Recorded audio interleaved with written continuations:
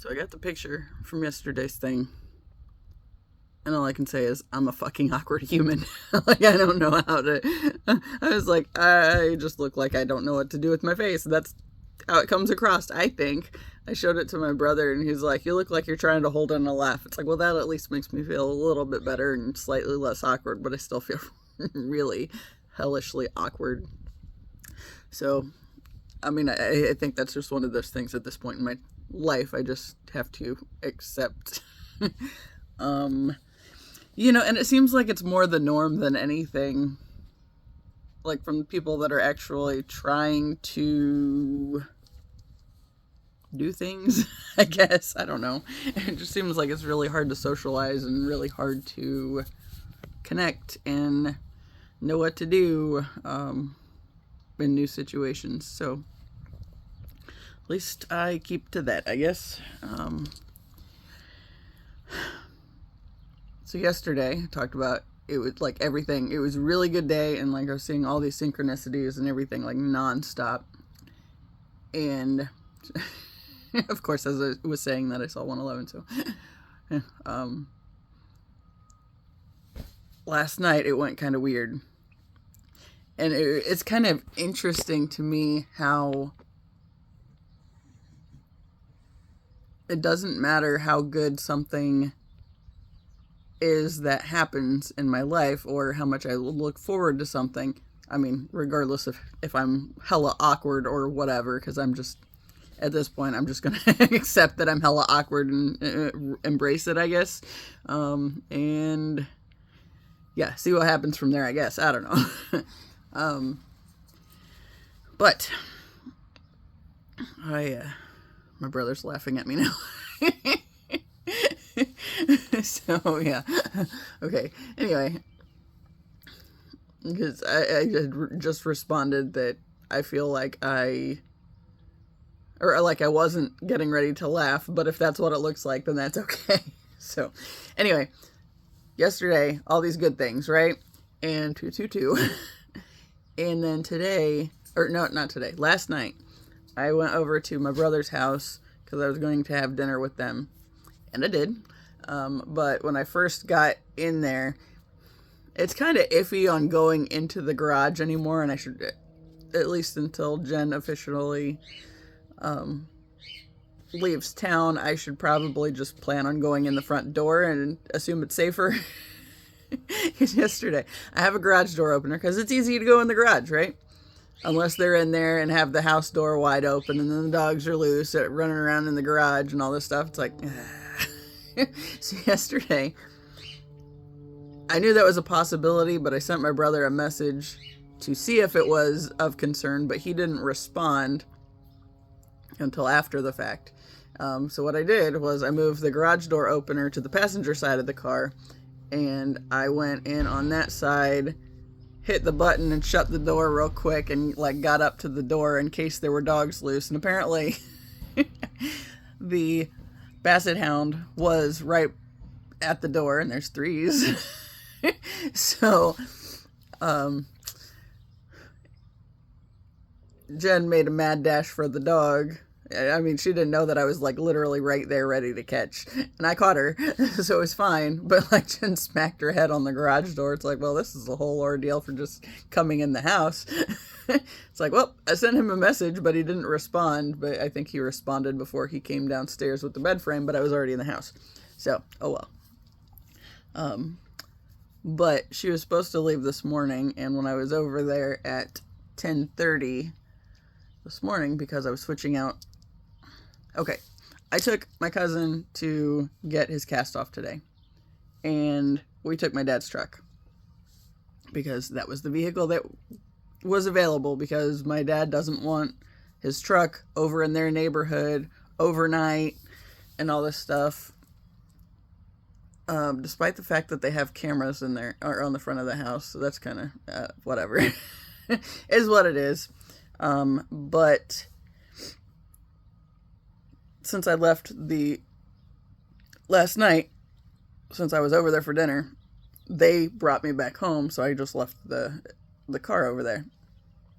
Well, when I was bringing my cousin back home, We, of course, have to go through town because this main road is a one-way now. And, of course, you know, I could get to his house, but then I couldn't backtrack to our driveway, which, since he's got a broken leg and is still, he's in a walking boot, but he's still not supposed to put weight on it.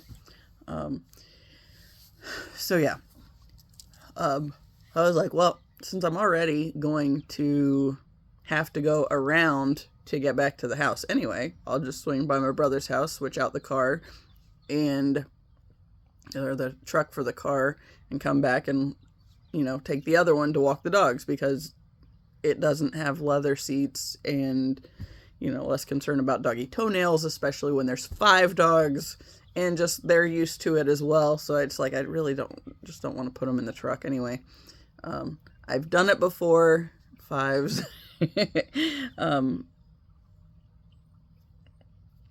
When I did the last time, my dad made a big deal about just put a blanket or something over the seat. Well, it's a freaking leather seat, and there's dogs with, okay, so there's like 16 little legs on the back seat, right? So like they they move it all, and the blanket doesn't stay put. So it's like, yeah, what's even the point?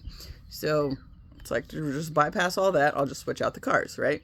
And then I figure here in a little bit, I was going to do it when I took took the corgi back to her house, but I didn't.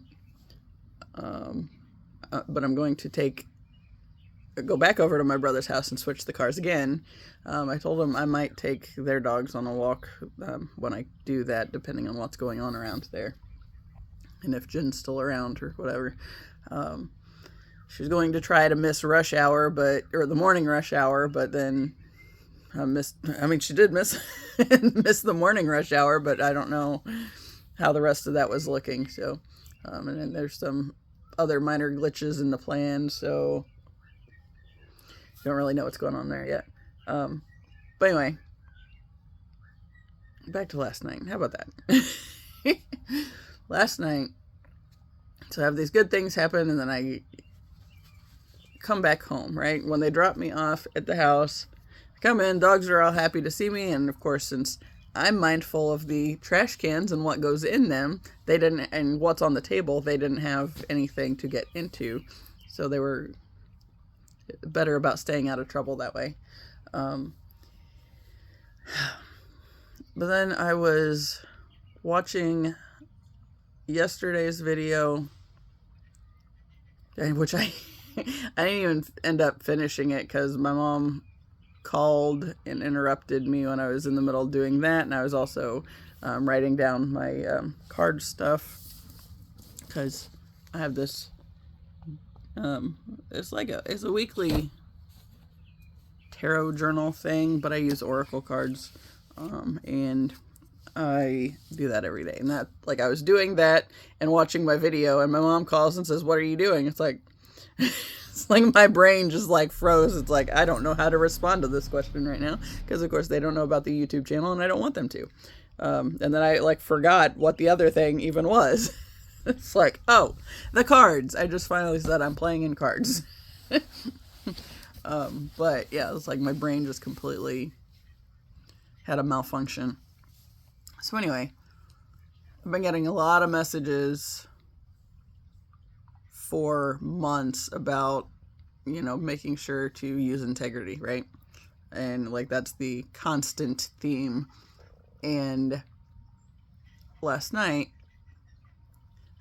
it was actually kind of funny because it ended up being relevant to what I was writing, but I hadn't got to that part on the card yet. So the last card that I was writing down is from my Sacred Medicine Oracle deck by Asha Frost. And the card was number 19, which is the Shaker and Truth.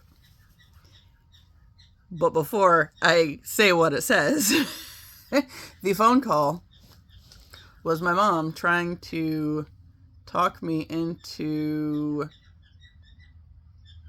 printing off a form for her for this puppy that I want no part of. so I could forge her signature, because, I mean, she's got she's got at least one broken arm, potentially two. But the problem was they didn't have a printer, where they were at. I was like, isn't there like somewhere you can go? I'm pretty sure the UPS store that she takes stuff back to all the time locally will print things off if you need something printed. It's like, surely there's some place down there that will do that. But she was trying to talk me into just doing this thing. It's like, I don't like this idea. It's like I didn't flat out say no, but I was very much thinking no. It's like, first off, I'm pretty sure they have gotten the message that I really don't want to deal with a puppy. Especially like a 10-week-old puppy when, it's always, if you have older dogs, like we have Pepper, who's 13, and then Ziva's 12. It's like bringing a puppy in always makes the older dogs seem even older. It's like it ages them even more. And it's like, I just, my youngest one is Gid. She's 8. It's like, they're still kind of up there, but it's like, I don't want to mess with another dog.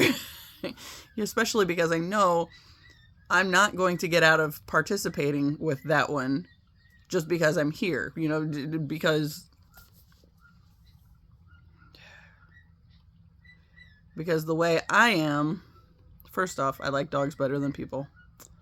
And also, puppies are adorable, so there's that conflict too. It's like, I don't want anything to do with another dog, but at the same time, I know that just because of who I am and my nature in general, the dogs all tend to flock to me anyway. So, and it's puppies and little kids. It's like, you can't just like push them back and, no, I don't want anything to do with you because you're not my problem. It's like, crap. So yeah, I'm not interested in the whole puppy situation, right? So she's trying to push this point. She's like, come on, I help you out all the time. I did say, I know, and you never cease to hold back on reminding me when you want me to do something. It's like always that element of coercion. I do things for you all the time, so you should do this thing for me that you don't want to do, that, like all these little layers of it. Actually, I skipped part of the earlier part of the story, but I will get to that after I like stutter all over myself. So yeah, that like there was that, and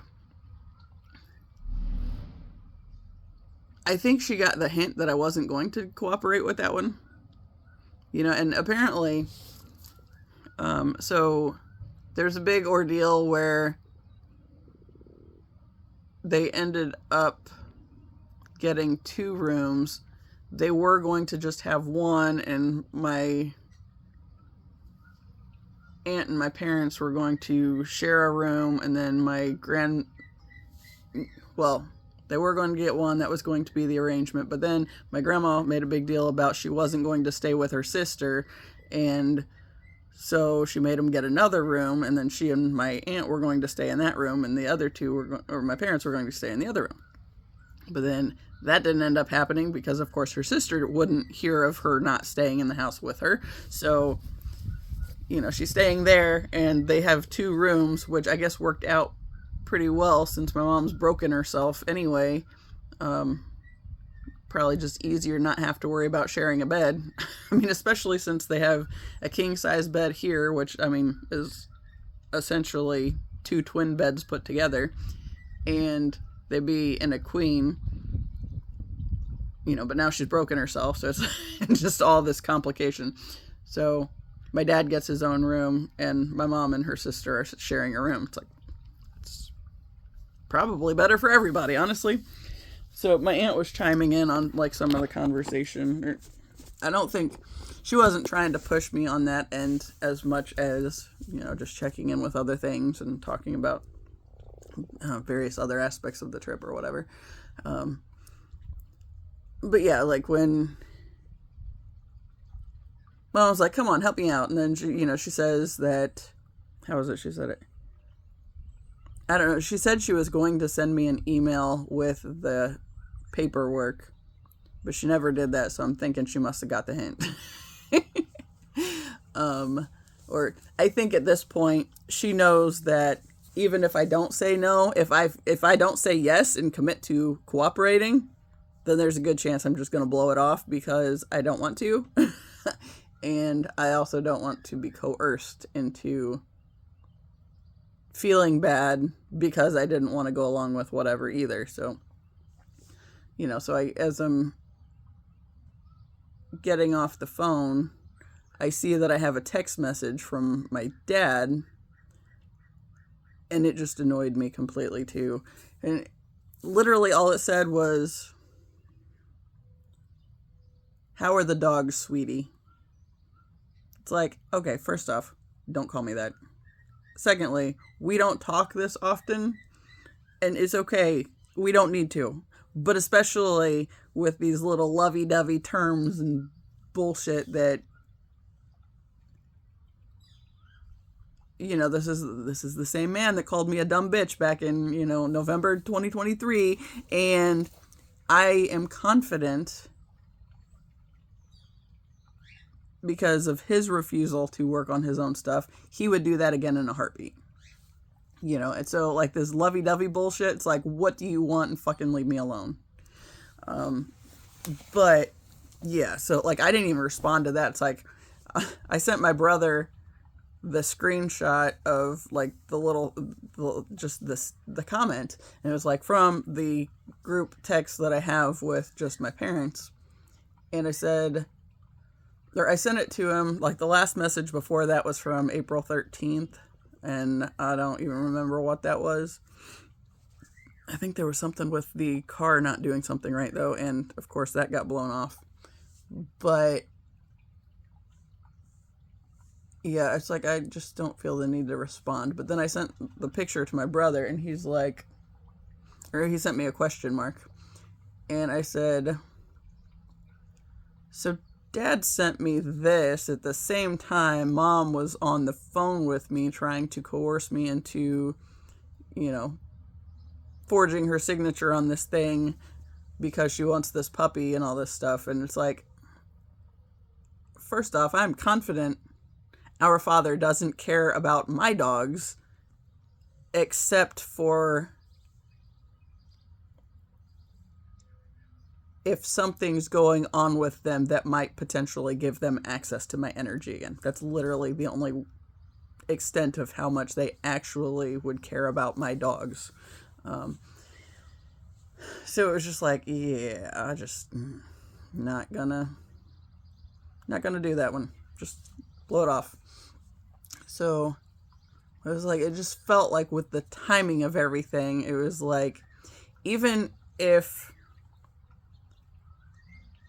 they did not have the conversation, which I'm sure they had some kind of conversation about it ahead of time, and were at least in some kind of energetic agreement about trying to get me to go along with this thing. It's like, yeah, no. So, yeah. But like just with all these like messages about having integrity and whatnot, it's like that especially makes sense just with like the holding my space and my boundaries and stuff, because like that would just go against me, right? So if I went along with their bullshit, and then it would give them access to think they have some kind of access to my energy, and I don't want them to have that. And I especially am not going to go along with something that is that. So yeah, it just really irritated me. And I did check my email this morning because I was kind of really kind of annoyed at the whole thing coming up, and was questioning whether they would have the audacity to go ahead and try to send it anyway, even though I'm pretty confident she knew I wasn't going to go along with it. But she did not end up sending it to me, so I was relieved on that end. Oh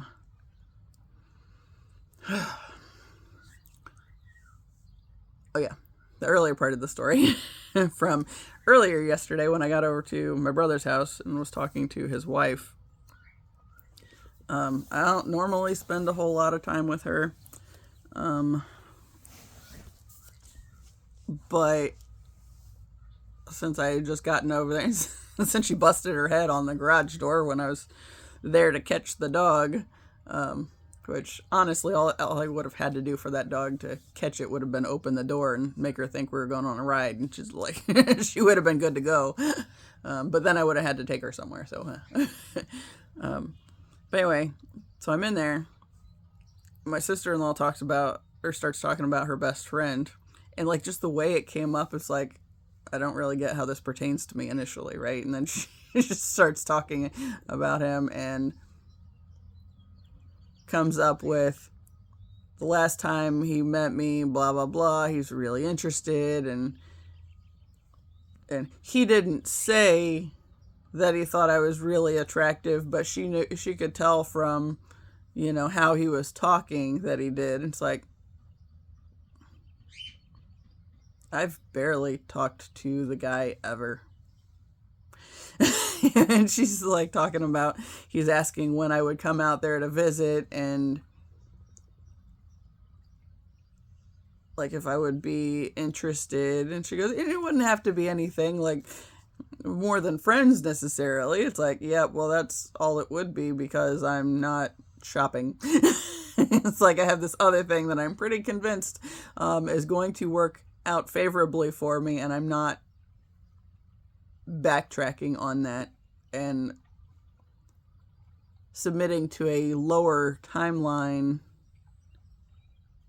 because somebody might be interested in me. Then she continues and talks about how he isn't one that's, she said he's not really interested in marriage or anything like that, but he has really long relationships, and the one he's been in was like something around 15 years, but it's one-sided. And it's like, so you're saying he's still in the relationship as you're having this conversation. And I was talking to Ben, I went in the house and was talking to Gracie, and she wanted to play hide and seek. So when it was my turn to count, I would sit, she's got one of those great big love sack beanbag type chairs, and oh my God, that thing's so comfortable. So we decided that was the spot we were going to count at. So we would go in there and shut the door and count, and then go find each other. And I would give her a little extra time. I didn't even bother counting. I just started texting Ben. I'd send him a message, and maybe he'd respond right away, maybe he wouldn't. But then I'd give it probably a minute or so, and then I'd go look for her. And she always starts giggling, so it's like so easy to find her. It's like, well, you just ratted yourself out again. It's like, if you didn't do that and you just sat there quietly, I wouldn't have found you as quickly as I did. But she just has so much fun with it, so whatever. But anyway, I sent Ben a message about like this conversation with my sister-in-law, and he sent me just like a single red flag. I was like, right? I said, and then I told him about the part where she said he's been in a relationship for like somewhere to 11 to 15 years, but it's one-sided. And then he sent me like a whole line of red flags. It's like, exactly. I was just like, yeah, no. I was like, that's just like one of those dead-on examples of, hey, I've been doing all this work. Let me, fuck myself over and act like I could be remotely interested in somebody who hasn't put forth any effort. No. There's been a whole lot of healing work on this whole journey, and it's like, I'm not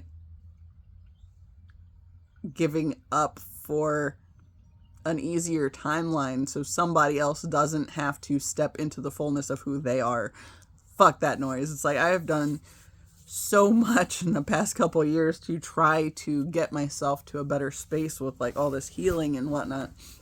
It's like I just am not even close to being interested in that. It's like, yeah, I'm not taking on anybody's problems or taking on any projects. No. Not interested. I would rather be alone until the day I die than do that. So yeah, but it was just so weird how, like, timing wise, my stomach's making noises again, how timing wise it was lining up again, because it's like there again have like all these synchronicities and leading into this thing that I was looking forward to, even though I wasn't really sure of it. Like, I just went awkward. I just am an awkward person. So especially meeting new people.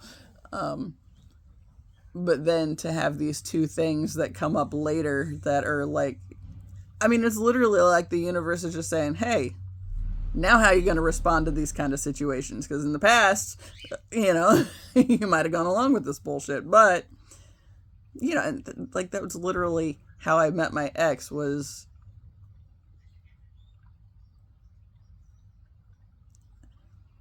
when I didn't take him seriously when he started talking to me. But for some damn reason, I went ahead and met him anyway. It's like, don't do that. Don't do that. It's a very bad idea. It can lead to very toxic connections that are hard to get out of. But not impossible, but very difficult. So, you know, and I think that goes back to that point where, like I talk about frequently, it's like the feminine has to go first. It's like, how much work are you willing to put into yourself? How much of an investment are you willing to take on yourself and improving your sort of circumstances? And then like the masculine aspect has to follow suit. Like, okay, like if you want to step into your highest timeline, then the masculine aspect's got some work to do, right? To be worthy of somebody that's put in the effort to get to the higher timeline, you know. And back to the point also of we all have both the masculine and feminine within us. So like how that plays out for me is in my lifetime, I was so overly focused on what everybody was telling me that it was supposed to look like to be female in this world, right? And, you know, like the whole biblical bit where wives submit to their husbands and blah, blah, blah, and, you know, aren't supposed to speak out in church and all this bullshit. And, basically just creating a system where one side is deemed somehow more worthy than the other side, and thus it makes it okay to bully people. That's where it comes down to. Because we create this big division, you know, and get everybody locked in this sense of this or that, and these are the only two places that you can fall into.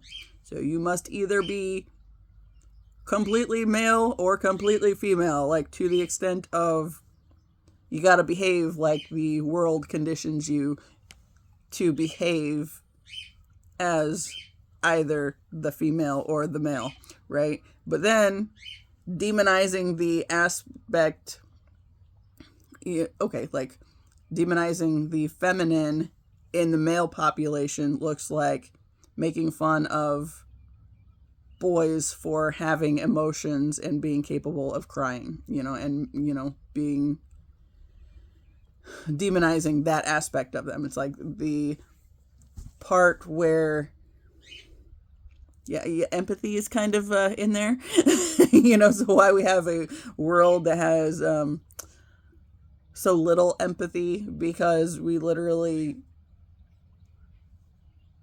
try to keep people bound to this or that, so it makes it somehow acceptable for one to bully the other, because they're somehow lesser than, which is why this whole world is as fucked up as it is. But yeah. Anyway. So how did I get there? Okay, well, I know how I got there, but I spent some time with my cousin this morning, obviously, since I took him to his appointment. And it's kind of an interesting experience spending time with him.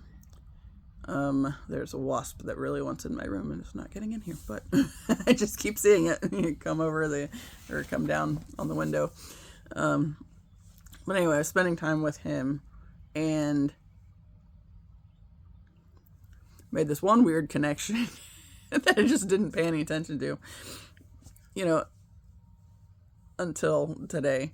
It's like my grandfather was a Virgo and was all like unhealed Virgo, right? So very self-critical, and because of the self-criticism also ended up pushing that out and projecting it onto the world around him, right? So super anxious about appearances, right? And then I was thinking a while back, it's like, okay, my cousin is a Taurus, and when I was helping his parents move him out of his one apartment a while back, my aunt was talking about his anxiety, and it's like, there's another one of those. And then when I said something to my brother today, it's like, I didn't realize, I don't think, how much like Grandpa he is, at least in that anxiety bit, and like super concerned with like the money aspect of things. And then I was like, stop it. I was like, wait a second. It's like, and you're a Capricorn and you got a lot of anxiety. It's like, he is more open to the idea of universal flow and abundance. So like, if you are generous with your resources, you're going to be paid back for them in some way. But like, the universe returns whatever energy you put out into the world. It'll return the good to you. Well, it'll also return the bad to you. So don't mix that up. But like, the big thing was, like, if he goes somewhere and like they go out to eat or whatever, they're going to tip generously. Whereas like my parents and my grandparents tend to be a little more stingy, and there's never enough and all this stuff. And yeah, anyway, I'm gonna pause this for a second. Okay, so yeah, I don't know what my cousin does on that end, like as far as if he goes out somewhere like that. I don't really anticipate he spends a lot of time necessarily. It's hard to say. Dude has like, I think at one point he had like 6 or 7 jobs. I was like, but like, they're mainly, he does like, teaches color guard. So yeah, I don't know. But it's like, he was talking about all like his current situation. He said he got a little too eager on going back to the gym because he wanted to do something, but then he was kind of like obsessive about it and wasn't eating right. So what happened was his blood sugar basically bottomed out and he passed out in the bathroom and broke his leg. Right. So now he can't put any weight on him. And that's really put a damper on the job situation. Like, he had a job as a waiter, and that was going well, but then he broke himself and obviously can't do that. So but yeah, he was talking about this. His mom keeps talking about him being back at home right now so they can help him as needed. She keeps calling it a vacation, and he really doesn't like that because he hates not being able to work. It's like, I would hate to have the obsession with having to work all the time, honestly. And I know a big part of it is because he doesn't want to be in the situation where he's living with his parents again. Yet here he is because he needs the assistance, and the apartment he's waiting to move back into is on the second floor. So stairs would be a problem. And he was all sorts of miffed when he found out that he is non-weight bearing for at least another 3 weeks. And then we'll have to go to physical therapy for a while. So he's like all sorts of aggravated with his job situation at the moment because he's stuck and he hates being stuck. So it's like, I mean, I totally get that part. And I think one of the...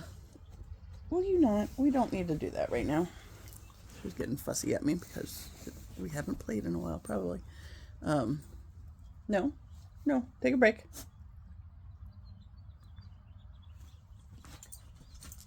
What are you doing? You coming up? You can come up here.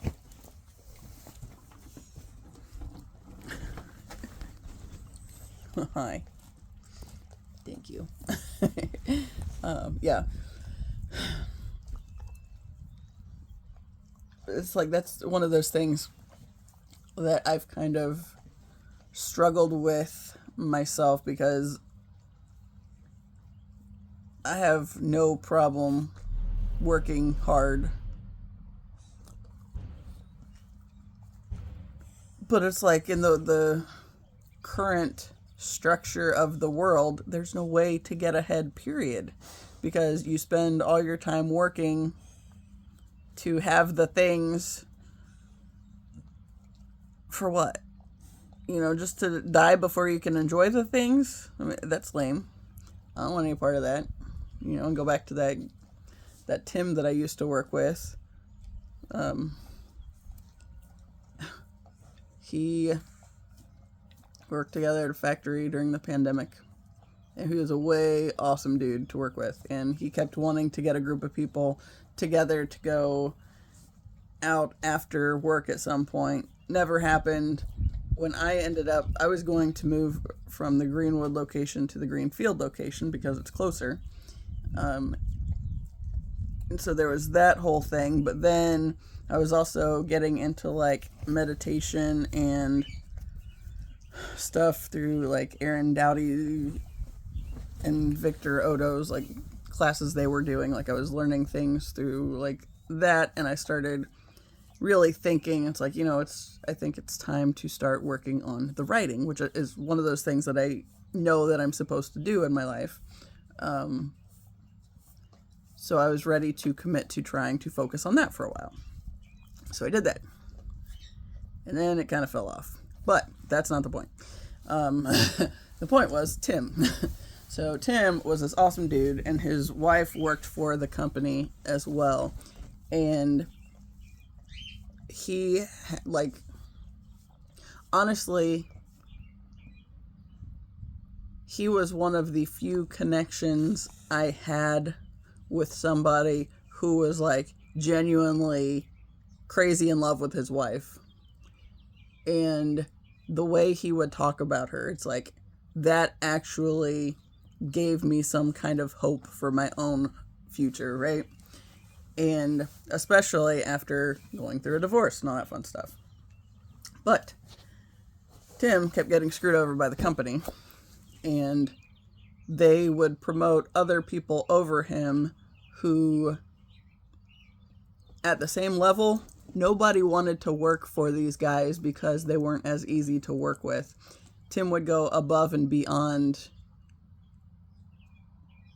doing the best he could in these positions to try to make himself more promotable, but it got these other guys promoted around him because he was doing such a good job in that spot that they didn't want to move him out of that spot, which is bullshit. So I've talked about Tim on here before because he was the one that I left in October of 2020, and it was 3 weeks later, I got this really strong sense. It's like, I should check in on Tim and see how he's doing.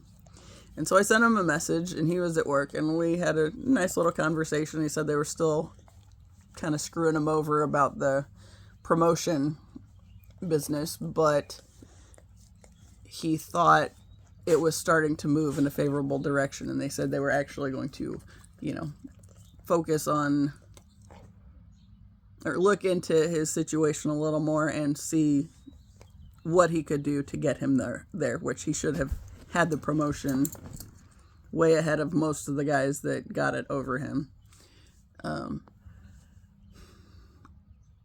So I talked to him on Tuesday, and Friday that same week he had a massive heart attack and died. And like the one thing for me that I really hated for him was that he didn't do it on the company time. Because as much as they fucked him over in that situation and kept trying to keep him stuck because he did so good at that level, and they didn't want him going or getting promoted to these higher levels where he wasn't as involved with the people or was differently involved with the people, they didn't want him to better himself because they wanted him in that position where he was likable in that position and doing more work than was probably necessary of him, because he probably had to step up for some of these other guys that were half-assing him, because at least one guy in particular, nobody really liked him. It's like people, okay, so they had the north side and the south side, right? And there were some ideas about which side was better to work on, but it was specifically this one guy was not, of the, what was it? I think he was I don't remember what role he was in, but when he was over that area, on the north side, everybody loved him. And if he was on the south side, he did a damn good job there too. But going to the south side, the people that were routinely there most often were kind of used to half-assing things with the other guy and just, doing what was the bare minimum that they could get away with. So it's for Tim's sake and for his family's sake, is very unfortunate that he did not do that on company time, because there's no doubt in my mind that company absolutely had a big role in that whole situation. Obviously it can't be exclusively responsible, but yeah, stress-wise, absolutely, yeah. But that was one of those things that really pushed me to be mindful of the intuition bit. And when I felt I should reach out to him, I'm glad I did, because, my brother, he had a similar situation with somebody that was really good friends with him in the Air Force, and he did not connect with the guy when he felt like it, and the guy ended up committing suicide before he had the chance to reach out and reconnect with him. So it's so then there's that regret, and he has the same regret with the family friend that passed away last year, because he would send my brother messages periodically and try to connect with him, talk hockey, go to a hockey game or something. He was asking about some things to help him out along the way or whatever, and it's my brother was busy, right? It happens. But then, when you keep putting it off and then something happens to the person, it's then you still are kind of stuck kicking yourself in a way, because you didn't reach out when you thought about reaching out several times and just never made it happen. It's that really sucks. So, yeah. How did I get there?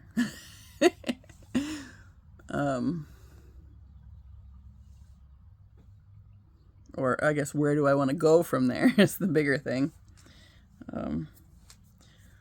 Pulled some cards earlier. Let's go ahead and go there because this thing is looking at me. So my cards for the day.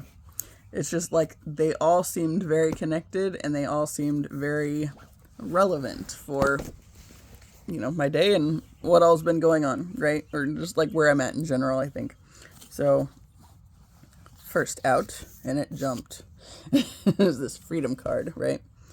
And what I wrote down for that one is, says, express yourself without hesitation. Break free and let your spirit fly. Make choices that increase your freedom. Be daring, cast aside restrictions. Find your wings. As you do, you'll help others find theirs. You are not here to be ordinary or live a mundane life. You are here to step beyond limitations and self-imposed boundaries. Choose life on your terms. So another jumper. Abundance. I just love these cards, and they all go together so well. Says everything is blossoming in your life. Open yourself to receive. Life desires you to prosper. You are moving toward an outpouring of money, energy, time, or love. Opportunities are limitless. What does that say? However, you must take action in the direction of your dreams. Don't wait for abundance to fall into your lap. Take steps. Give deeply and fully. Be grateful for what you already have, and more will come to you. Then, they're just staring at me again. Then we have protection. And protection says, you are protected. You can weather anything. Your roots go deep. You are brave and can survive anything. Stand strong. You carry the energy of a leader and have great authority in life. Great wisdom is expanding within you and others. Sense this. Stand strong. Oh, I know where I was going with that today. This is why this kind of... What are you doing? Hey. He's like slurping himself and keeps... now he's slurping my pant leg. I hate it when he does that. Fine. If you're going to lick my foot, fine. But, yuck. Okay, so leadership. So, especially after that, you are protected. Have the energy of a leader and have great authority in life. Great wisdom is expanding within you, and others sense this. Stand strong. So then I pull leadership, and it says, you are a beacon for others. It's time to step into the light and take your leadership role. You are a teacher, steward, guardian, and healer, a true leader. Own these gifts. Come into the light. The greatest leaders are those who know how to serve and act as stepping stones for others to reach their dreams. And then also, relaxation. Which actually kind of takes me back to the talking with my cousin earlier, but I'll get back to that. Relaxation. Relax. All is well. No need to strive or push to get ahead. Everything is gently propelling you in the right direction. Lay your burdens down and unwind. Lie back and watch magic unfold in your life. Courage. And courage says, this isn't the time to be timid and pull back. Don't be limited by the beliefs of others. Use your passion to make a difference. Fearless means fearless. Not that you don't have fear. Acknowledge the fear and take action anyway. Make a stand. You are strong and powerful and have great valor within you. And then lastly, this was the bottom of the deck energy, but I really like this card, and it went along with that relax and some of the other things, so I went ahead and pulled it out. Even though I ran out of day. I always do that. It's like I always take at least one more and then I'm like crossing over. But anyway, for flow, it says, notice where life is going and move in that direction. Watch for signs and follow them. Don't resist. When you go with the flow, your life force expands and healing on all levels abounds. Release old limiting patterns. Forgive and let go of the need to be right about your beliefs. Enter the flow with gratitude and love, and you will find blessings surround you. If you could kindly... Oh, yeah, now you're done. Nope, not done. Yep, stop. Please don't start that. We're getting fussy. Fuck it, maybe we'll go outside. So, we got this damn stick. This chug-it-stick thing. Taz plays tug... Well, he tries to grab the ball out of the thing. And sometimes it's not a problem. But it usually ends up making it too loose to hold on to the ball too long, right? And it's helpful when we're starting out, but we're at the point with this one where it's kind of hard to keep it in the stick. The other one, we have the newer one. He has not tugged on it enough to loosen it up, so it's really hard to get it to go where you want it to go. So, aggravating little challenge on that end. But yeah, like going back to like the cards and everything, it's like it just seemed like they really went well together. And like the big thing that I was thinking was, okay, I've talked about, I think I did a video back in June where I said I feel like part of my current mission is just to go out places and be seen by people. It's like, I know that sounds like a really weird mission, if you will, but it's like in the process of doing the healing work, it kind of makes sense, but at the same time, it also, I don't know, sounds like whatever you want to make it sound like. Holy crap, that is obnoxious. They're doing work on the road, so yeah. Today, when I went with my cousin, I dropped him off at the hospital so he could go to his appointment, and he has one of those little scooter things, or I forget what they're called, where you can hobble along one-legged and keep the weight off the other leg, and it has handles and all that stuff, like a little scooter thing. So he, got out of the truck, got that out of the back seat with it on his own without a problem, and went into the appointment and all that stuff. It's like, well, I said, you don't need anything from me for right now, right? And he said, no. He said he'll give me or text me whenever he was done.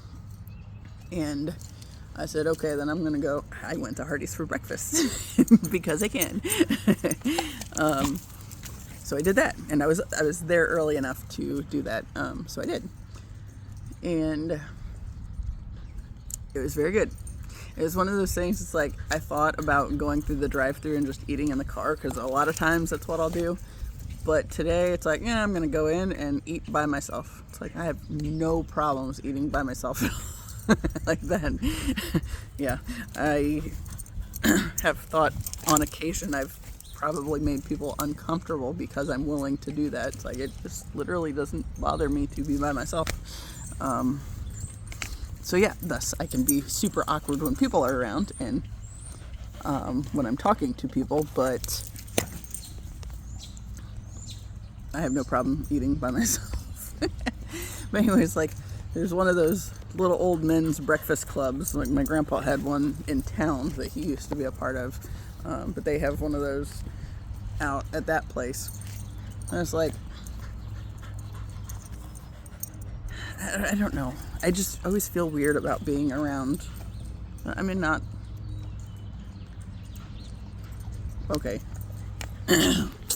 So today's shirt, we have a little star in the flower, and it says enchanting magic.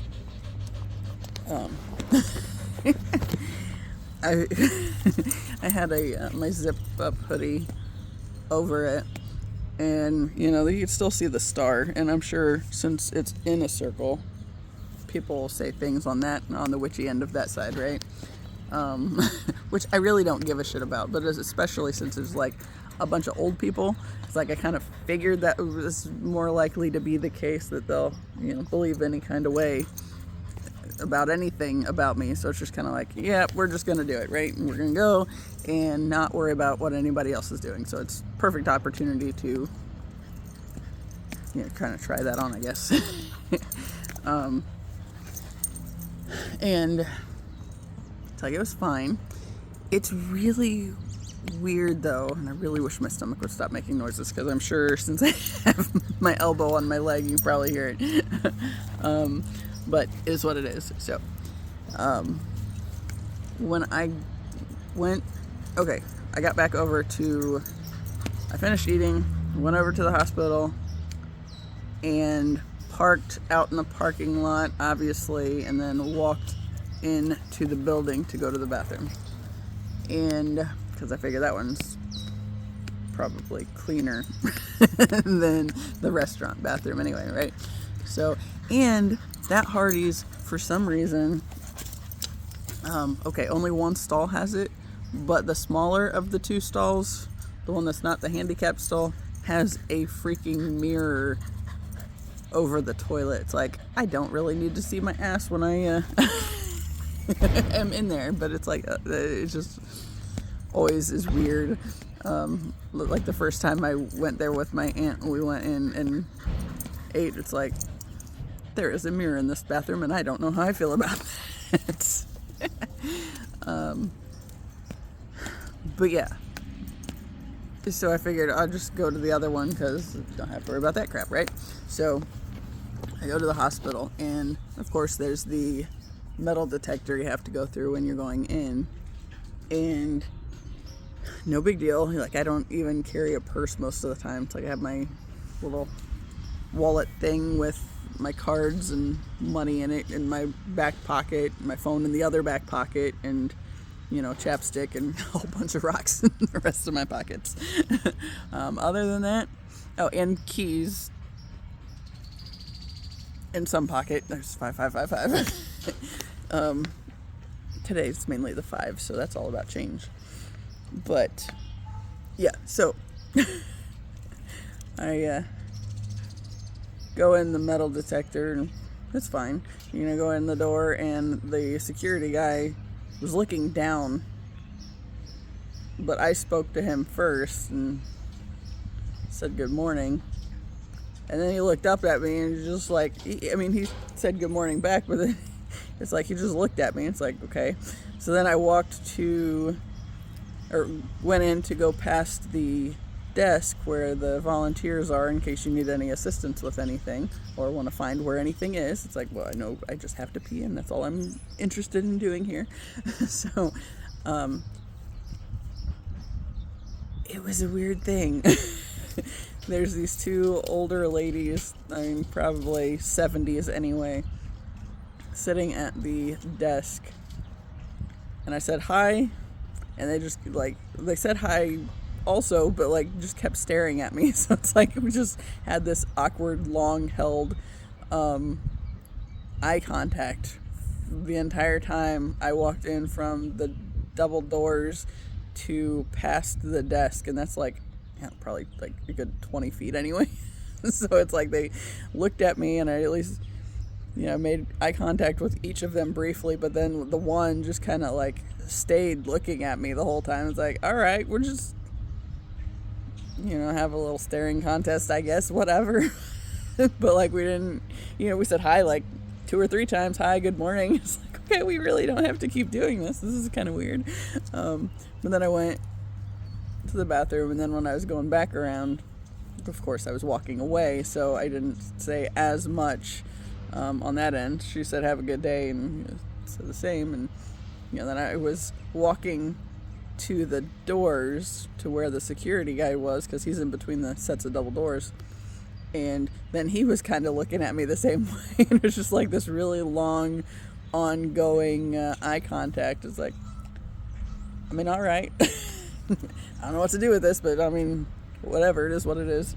It's not really bothered me or anything. It's just weird. But yeah, it's it just made me think to that thing last summer with going places and being seen, and then even the cards that I pulled today, and talking about going with the flow of life, and even if you don't see things changing, it's people can feel the energy changing still. So it's still kind of a weird thing. But then on yesterday's end, so there's that piece where I think it made me realize that I still wasn't fully embracing the fullness of who I am and who I'm here to be. And because when you are able to step into the fullness of who you are and you become whole, embracing the light and the dark aspects of yourself, and not just getting stuck on either side of that. Not entirely positive that something didn't just poop next to me, because I just saw something fall down, but I'm not seeing anything up there. but that doesn't mean it wasn't there. God, that's so annoying. But yeah, it's like I just feel like yesterday, I mean, we had a good conversation and whatnot, but it's like I still didn't feel like I was really fully me. And I feel like when you come into the wholeness of yourself, that's when you become magnetic to others, right? So then it's like, okay, so is that like maybe today I'm more into that situation? Like maybe yesterday I've still had that bit of, oh, I didn't finish that part. Okay, so talking about the deal with my mom and dad earlier and the conversation from last night and the card, that's what I didn't get back to. So from the Sacred Medicine Oracle deck by Asha Frost, the one I read from was the Sacred Destiny Oracle by Denise Linn, I believe.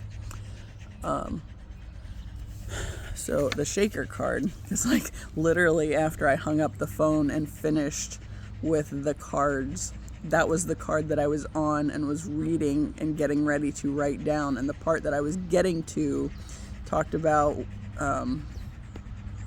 where are you not, you know what, maybe I'll just find the card. Something about the sacred, no, hold on, I'll find it. We're just going like for a whole little journey today throughout the house, right? So obviously I got a window in front of me, but it's showing on my computer screen. My light otherwise is terrible. So, okay. I'll just read the whole thing. It says, a shaker is a medicine tool used to commune with the spirit world. The shaking vibration accompanies our prayers, songs, and healing intentions. When used over the body with healing intention, it helps to activate stuck energies and begin clearing them from the energy field. A healer from your own lineage steps forward today and hands you this powerful medicine tool that carries bear energy, which bears are important too because my picture that I talk about all the time, which invites forward all that has been hibernating within. It is a gift from the spirit world and is here to shake up your truth. Your voice is powerful, your truth profound, and you are ready to speak and share. What words have you swallowed lately? What emotions have you suppressed? Your throat is vibrating with the energy ready to be released. The shaker is here to assist you in bringing forward all that has been buried deep. As you allow this medicine to, okay, this is where I got sidetracked from with the call about the forging the signature on the paperwork. It says, as you allow this medicine to move through your throat, your energy center begins to heal. What relationships in your life need more truth spoken? What boundaries need to be set? Where can you use your sacred no? This bear shaker is a powerful tool for transformation. Pulling the card today asks for you to tune into your inner knowing of what is true for you. It validates your lived experiences, emotions, and inner knowing. It is safe for you to speak now. Your ancestors, guides, and healer spirits are all around holding space. And then the healing affirmation. When I choose to speak my truth, I feel free. So I feel like I need to be a little more vocal on that end. And I think stop blocking myself from saying the things that I feel or need to say. I'm going to go back to the other room. It's got better light. Okay. So Buddha got really chirpy when I was in there, and then now he's like really especially chirpy since I left. Like the alert is going off because I left the room. Oh yeah, there's my bear. So if you're new to the channel, then the story with the bear is a picture that I took from Zubu 2023 in October 2023. It was shortly after the twin flame thing began, and I started making some really interesting connections for myself. But I'd taken all these really cool pictures, like the tiger there, that's one I took, and that one that looks like a poster. It's got elephants and the waterfall from their exhibit in there, and or whatever it's called at the zoo. But yeah, so I took a bunch of pictures that ended up being really cool that day, and like I was brand new into the awareness of who my twin flame is, and that day it felt like he was right there with me. So then tigers were starting to show up as important, like an important symbol for me. Like I kept pulling cards from the animal apothecary deck, and there's one in the Sacred Destiny deck as well, which talks about flexibility. But like the big theme was boundaries, and like, this tiger, I mean, that's not real super close up, but it is what it is. She was looking at me, and it was like when I when we got to that exhibit and I was taking pictures, it's like she looked up and like stared at me, and I got that picture, and then like she came closer and was like pacing the plexiglass in front of me, which I was like 10 to 15 feet away from it at that point because there were so many people there. But it was just kind of a really cool experience on that end. But the bear, back in the fall 2024, the zoo had a contest that they were doing where they asked for, God, stomach's so annoying, asked for people to submit pictures that they had taken of their animals. And nobody had really acknowledged my pictures that I thought were pretty damn cool on Facebook or whatever when I posted them there. It's like, well, maybe somebody else will get some enjoyment out of my pictures since I'm the only one that did otherwise. I mean, like there were a few people that kind of commented on things, but the bear got nothing. And I liked that picture really well because, I mean, bear, he looks funny. He's just so casual, like he's having some sort of existential crisis or something, just contemplating life or whatever. But I didn't know there was any kind of prize attached to it, if other than the possibility of the picture being the centerfold for the Zoo magazine spring summer edition. And if I had known there was a prize attached to it, I would not have bothered submitting pictures at all, because I had this real deep worthiness wound, and I did a video about that too. I talked about it many times. Like, if I had known there was any kind of prize aside from the centerfold, or the picture being the centerfold, I wouldn't have even bothered putting it in. But I figured maybe somebody else would get some kind of enjoyment out of these pictures that I really, that was kind of, that's kind of cool picture, the way the bear was sitting. So since nobody else appreciated it, it's like maybe somebody else will this way. Well, then I ended up finding out in January that I won the contest. And I was excited, and I was trying to, within a half hour of finding out that I had won, I was working on filling out printing off the form so I could give the zoo permission to use the picture. And I was at home, and my parents kind of found a way to hijack the moment and make it all about them. And it went from this thing that I was excited about to this thing that I ended up spending the rest of the day crying because they made me feel like shit because I did something that had won. And I realized that my family was very much the reason why I couldn't do anything in my life and why I never tried anything, because if something good happened or could potentially happen, they were going to find a way to fuck it up for me and, make me miserable anyway. So with the bear, So that's actually the centerfold picture that was, I pulled that out of the magazine and had that frame that I painted a long time ago. I think it had an old wedding picture in it. And it was like, that's a big ass picture frame and big ass wedding picture. And who wants that kind of picture for the wedding? Anyway, we took over the frame, shifted out the picture.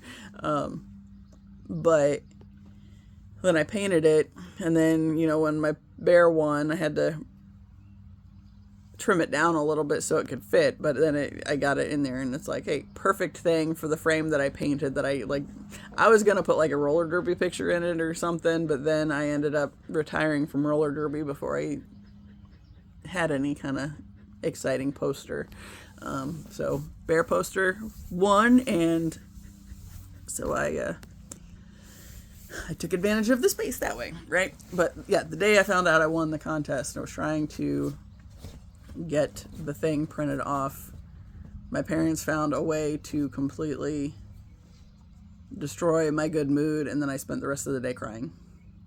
And it's like, I don't know that they knew that I spent the rest of the day crying, but I think they knew that I wasn't in near as good of a mood anymore after dealing with them.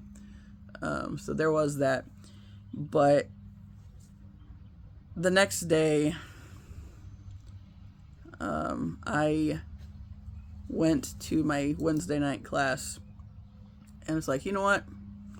I was like, no, I was excited about this. I'm going to take that back. It's like, it was an opportunity for me to say, hey, this really cool thing happened, and my family tried to turn it to shit, but then I was able to share it with a group of people that were happy for me. Like, it didn't need like some extensive acknowledgement. Like, my sister-in-law made me really uncomfortable with it because she was going on and on about how great the picture was, and it made her want to print it off and have it on a refrigerator magnet or something. It's like, that's too much. It's like, literally all you had to say is, good job, congratulations, that's really cool, enough said.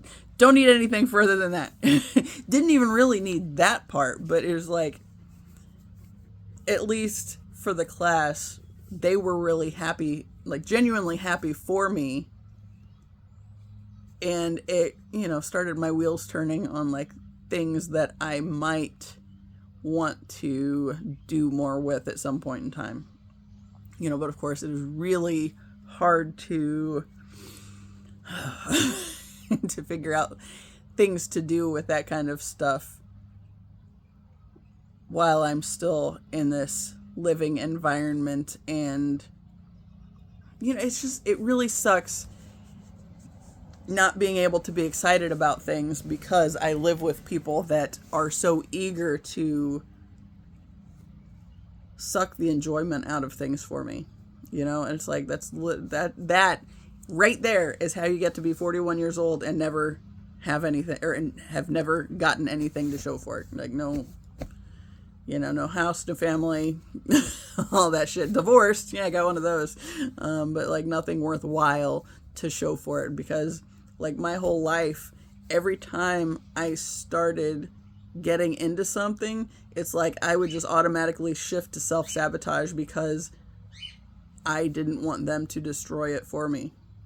At least if I at least destroyed it for myself or blocked myself from it, then it didn't give them the opportunity to tear me down even lower, because I was momentarily in a good mood, and then they found out that they could piss all over the moment and tear me down even, and take me even lower. So it's like, yeah,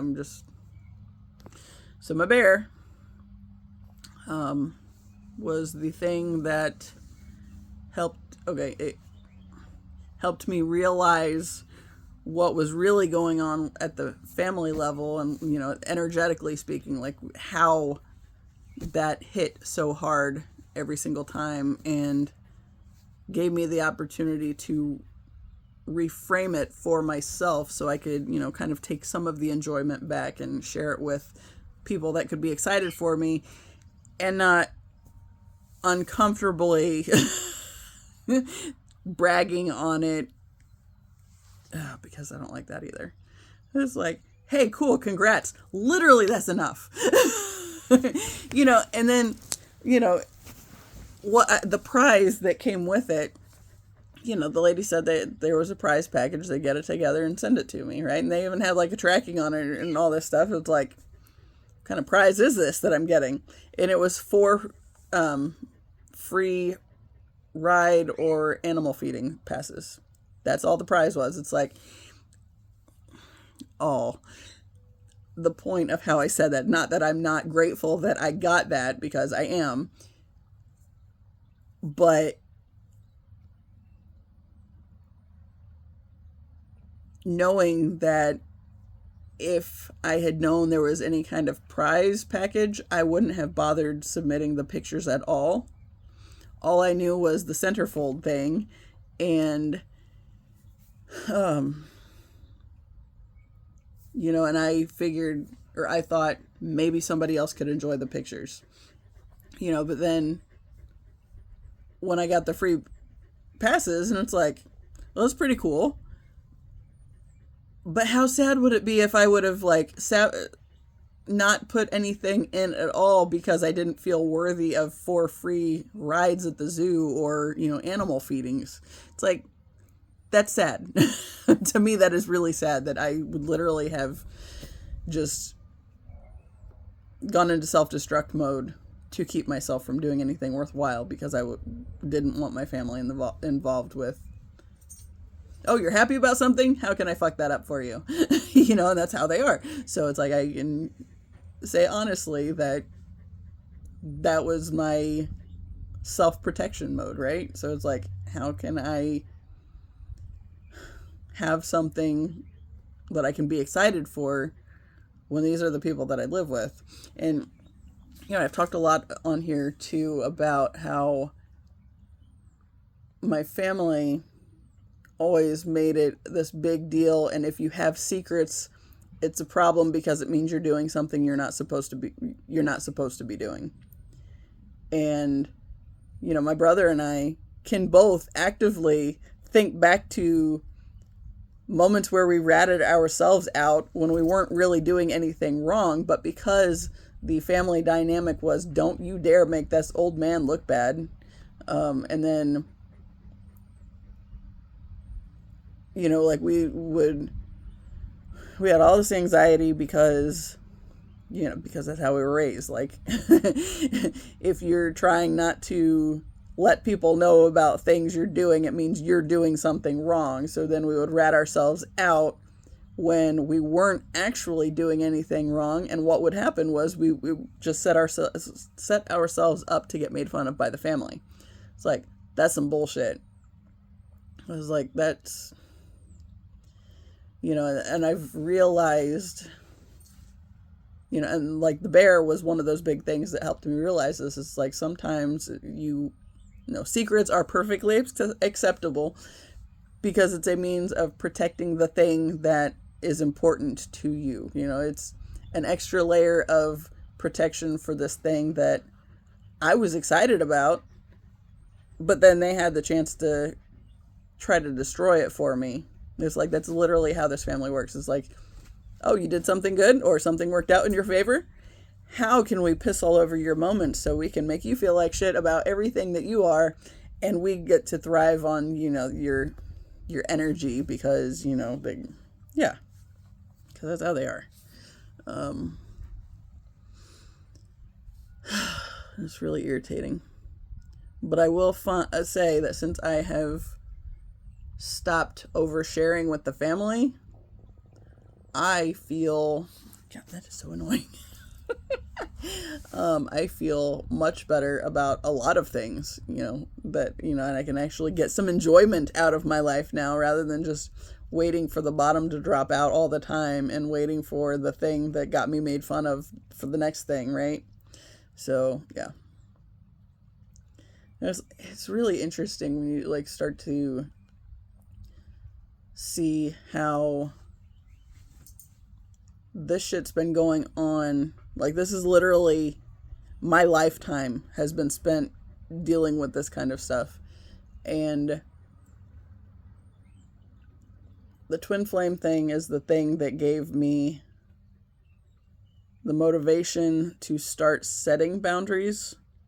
But then as I started to do that and realize how much other things in my life have been fucked up because I didn't have boundaries, then I start seeing how things at this level are exactly why things are shitty at the larger level and like the political structures and, culturally speaking and all this stuff. It's like whatever happens in the home, however you've been taught to assault your own boundaries and let other people, dictate whatever good things you could potentially have in your life.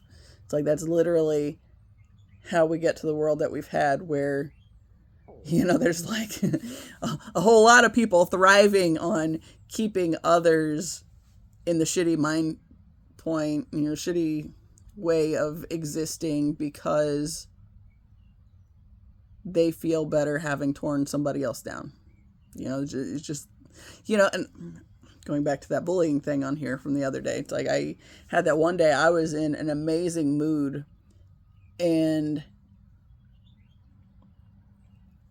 when I was getting ready to go do a video, I had this email pop up, and it was from YouTube, and it was a comment that somebody had left, and it was basically just bullying. And it's like, that's it right there, because I'm starting this whole YouTube channel in and of itself was a big thing for me. And it's like, I was not trying to grow my channel at all when I started out, because I was terrified of people fucking all over it, and just like messing it up for me. I didn't want my family knowing anything about it. Most of them still don't know anything about it. I have one cousin, my brother, and my aunt, or one aunt, that know anything about the YouTube channel at all, and they don't share that with anybody else. Like, I talked about my one aunt that knows. It's like, I feel the other day I had this sort of vision where I just saw like my inner child really excited about this thing, and I was sharing it with her inner child, and she was really excited for me that I might be able to have something exciting happen in my life. And it's like, she wasn't trying to piss on the moment like the family does, right? She was just like excited for me, right? But when I started out, I wouldn't tell my brother anything about it, and the only reason I started talking to him about it was I started telling him what I was noticing as I was setting boundaries, and started giving him things to help him set boundaries as well, like going back to the pretty rocks that do help. He's got a stash that he keeps on him all the time now too. And it was like, as we've started prioritizing the boundaries and keeping our energetic space clearer, I've been able to open up to him about it a lot more.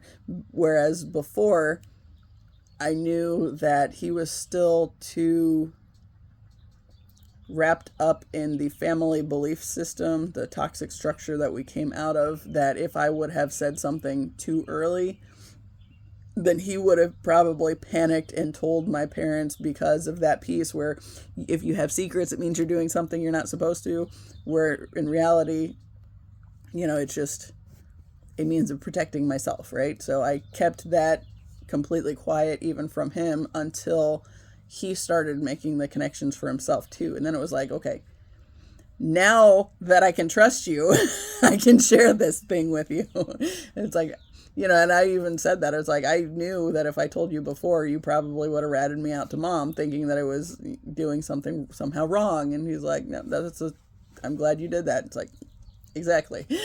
And he was going to this therapy group, for part of this journey. And, I started to share with him what I was learning. And then he ended up in this group therapy program and was hearing a lot of the same things being, validated, I guess. Because I've said before that, like our mom definitely played on our emotions a lot. But, and I feel like slightly more so on him from the standpoint of I could see through the bullshit, and I think he was a little easier to manipulate on that end because he didn't really see it until I started really getting vocal about it, and then he started really taking notice and really seeing what I was talking about and seeing that, you know, and even stuff, you know, he said there's a lot of things that his wife has been saying for years that he didn't ever see because he was too close into it, right? So, you know, only through setting the boundaries and really starting to protect ourselves, you know, have we been able to get some distance. And, you know, now he's getting ready to move his family to Oklahoma, and I'm waiting for my pieces to fall into place, but they will. We're getting there. Oof, that's annoying. Anyway, what? Good, you got all excited. Every time I get ready to wrap up a video, she waits for those magic words, and then she's just like, yes, what are we doing now? Because I always end the video the same way, and she's very used to that now. And it's like when mom starts talking all stupid excitedly or whatever, and stops talking to herself. Yesterday when the phone started responding, she wasn't sure how to handle that, and she got real slurpy. But yeah, it was cute. It gave us a start point on the conversation. So, but yeah, I'm going to go ahead and wrap this up. As always, I appreciate you. Until the next time, see ya.